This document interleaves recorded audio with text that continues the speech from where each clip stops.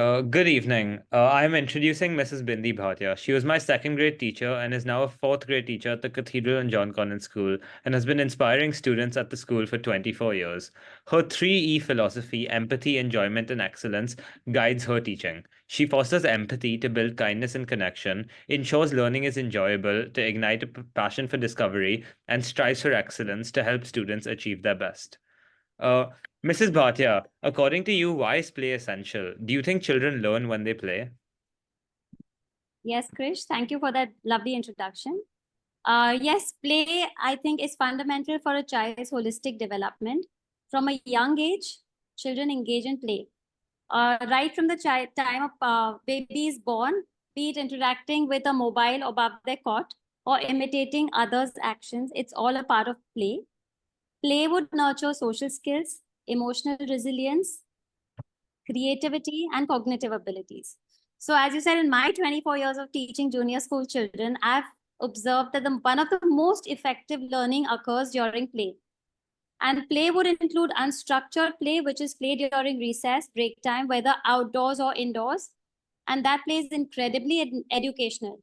For example, a game like hand cricket that you used to play teaches social skills, fairness, inclusion, following rules. Indoor games like chess, they foster critical thinking.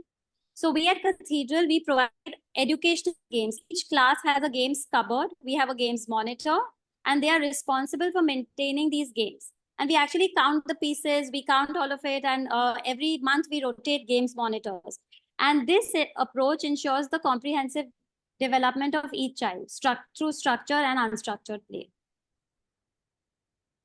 Thank you. So, with all these different types of situations that you have to play, all the facilities that are there, how can play be incorporated into the education system using them, and especially in India, a system which focuses primarily on academics? You're absolutely right. So integrating play into a system, especially a system like India, which is so academic focused, is extremely important. And we do that with academic games and activities that would enhance your cognitive skills. And we actually incorporate these games in our curriculum. For example, instead of rote learning or memorization of the tables, the multiplication tables, we use a board game which is called Taming the Tables. And the children actually roll the dice and they have fun and they don't even know that they're learning tables. We use ICT games like an online cricket game for math, mental math, grammar, where they actually feel they're competing in a cricket team and they are scoring for their team when they're actually doing mental math. And the points are based on runs scored. So we make a learning a lot more interactive and engaging. I would say during the pandemic, we discovered a lot of digital tools, Kahoot, quizzes, interactive simulations, and all of us teachers learned to use a lot of games because that's what actually got the kids to engage and learn better. So these tools, they facilitate real-time quizzes, interactive learning experiences, and they made everything more dynamic and enjoyable. And by leveraging these games, we create like a kind of a balanced educational approach that values both play as well as academics. So you gave a lot of examples on how play can be incorporated into the system, but as a class 4 teacher, how do you personally incorporate play into your teaching, and what Just give an impact have you example. seen because of it? Sure, I'll give you an example. What I just did yesterday when introducing geometry instruments. For the first time, we introduced the children to geometry. I had a relay race as an exit ticket where I would call us out to task. Like we laid out all the geometry tools on one end of the classroom, and there were two teams.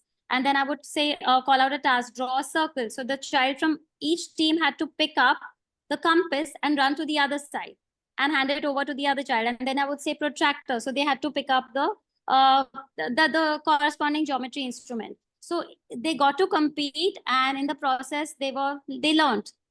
Another example, currently we are doing an Olympic project in class. So when we introduced ancient Olympics, we again divided the class into two groups. We gave out cards. So one group received pink cards with words and the other group received white cards with the descriptions.